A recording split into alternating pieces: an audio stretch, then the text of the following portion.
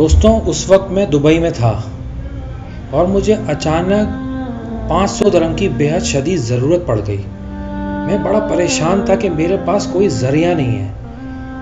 अपने मुल्क में तो आपके पास अपनों का ऑप्शन होता है, बाप का, भाई का। गैर मुल्क में आप बिल्कुल तन्हा होते हो। काफ़ी सोचने के बाद मुझे एहसास हुआ कि मेरा एक जानने वाला है, वो मेरा दोस्त था। मैंने उसके पूछा तो उसने अपने बड़े भाई का नंबर दिया। वो एक वेल सेटल्ड आदमी था। मैंने उनको फ़ौरन फ़ोन किया और कहा कि मुझे बेहद ज़रूरत पड़ गई है, मुझे सिर्फ 500 दिरहम उधार चाहिए। उन्होंने मेरी बात सुनते ही जवाब दिया कि बेटा, मैं तो किसी वजह से जा रहा हूँ और मैं इस वक्त मदद करने की पोजीशन में नहीं हूँ। ये बात सुन के मैं इतना परेशान हो गया क्योंकि उस वक्त मुझे उन 500 दिरहम की इतनी शदीद ज़रूरत थी उस मुल्क में कि मैं बता नहीं सकता। मेरा दिमाग काम करना बंद हो चुका था। मेरी कुछ समझ में नहीं आ रहा था।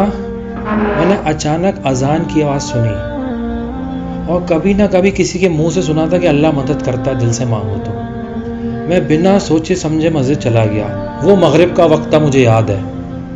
मैं नमाज़ पढ़ा और मैं रो रहा था उस वक्त कि अल्लाह, अगर तू है तो मेरी सुन रहा है। तू इस पूरे मजमे में इस वक्त सबसे तकलीफ में शायद मैं ही हूँ जो तुझे दिल से पुकार रहा है। और मेरे आंसू बह रहे थे और मेरी समझ में नहीं आ रहा था मैं करूं क्या। मेरे पास उस वक्त एक दिरहम भी मेरी जेब में नहीं था।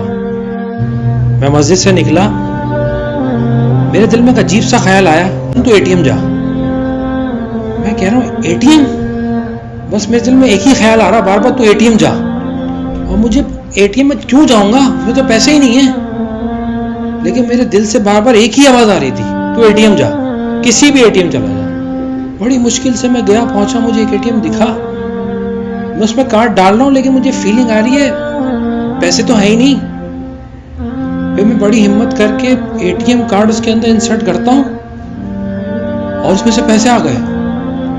वो पैसे देख के मेरे आंसू नहीं रुक रहे थे कि अल्लाह इस वक्त आ गया नीचे मेरी मदद करने के लिए। इस शहर में कोई भी नहीं था जो मेरी मदद करता और मेरे पास कोई आसरा भी नहीं था।